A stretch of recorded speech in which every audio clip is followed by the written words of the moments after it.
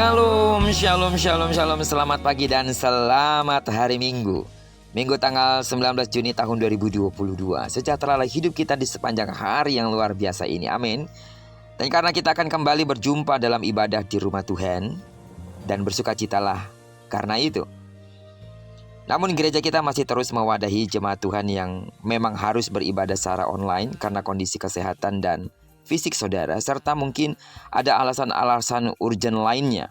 Percayalah, Tuhan akan menyatakan kuasa-Nya atas kita saat kita memuji dan menyembah Tuhan. Amin.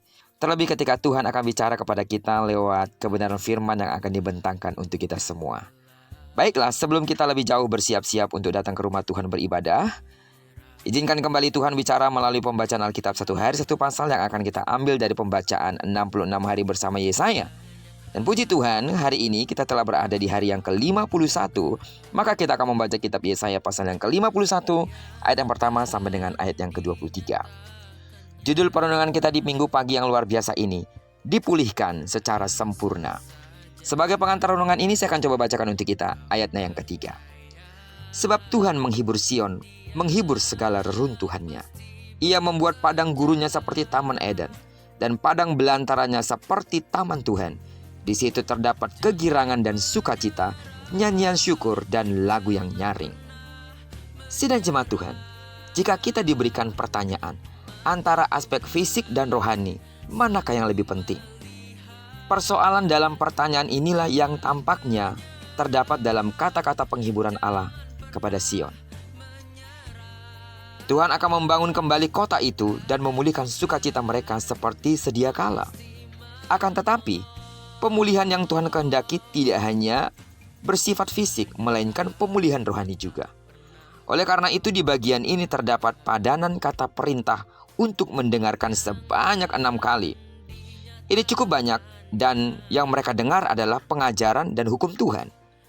Dengan demikian, mereka tidak perlu takut dengan omongan pihak lain yang menceritakan aib mereka, sebab Tuhan akan memberikan keselamatan dan kebebasan untuk selama-lamanya.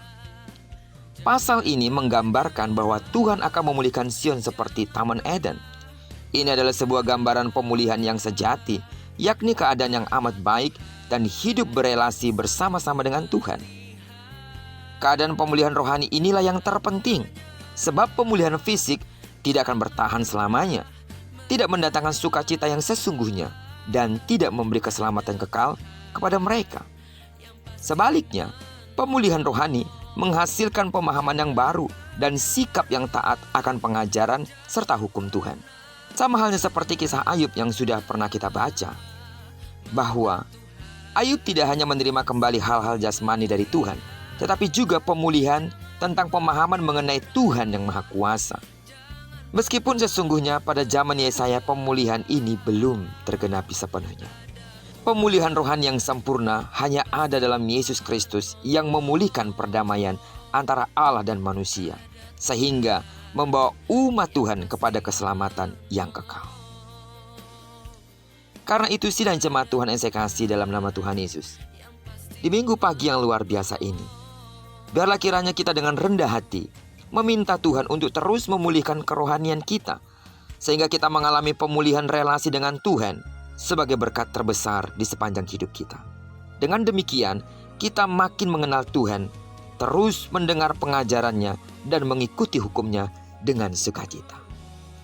Terlebih khusus ketika kita akan beribadah di hari ini, kiranya Tuhan memulihkan kita, tidak hanya pada bagian-bagian jasmani yang tampak secara fisik, tapi Tuhan memulihkan rohani kita.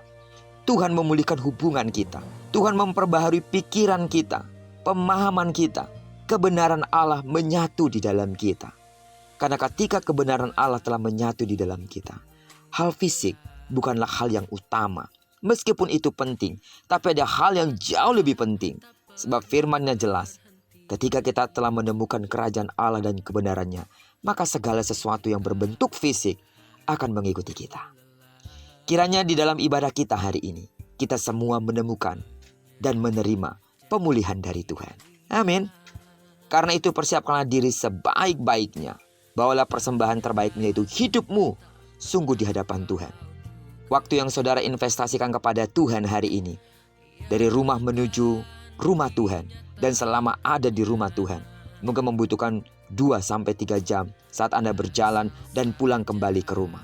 Percayalah, selama kita datang dengan segenap hati dan kerinduan serta haus akan Tuhan, saudara akan mengalami sukacita karena Tuhan memulihkan hidup saudara. Diberkatilah kita semua. Doaku bagi sidang jemaat Tuhan yang harus beribadah secara online karena kondisi fisik saudara yang lemah, atau mungkin ada alasan-alasan urgent lainnya. Bawalah hidupmu kepada Tuhan meskipun harus beribadah secara online. Harapan saya, jika memang tidak ada alasan-alasan yang begitu urgent bagi saudara yang tidak punya masalah soal fisik karena sakit, datanglah ke rumah Tuhan, karena di sana saudara akan mendapatkan sukacita yang luar biasa. Diberkatilah sidang jemaat Tuhan akan mengambil bagian dalam pelayanan hari ini. Berjalanlah dalam pengurapan Tuhan.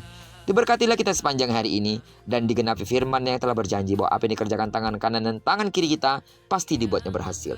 Dan karena kita percayakan penyertaan Tuhan sepanjang hari ini, kemanapun kita melangkah, di sana pasti kemuliaan Tuhan akan dinyatakan. Diberkatilah kita bersama dengan orang-orang yang kita kasihi serta bersama dengan orang-orang yang kita cintai dimanapun mereka berada. Terpujilah nama Tuhan. Shalom, selamat hari Minggu.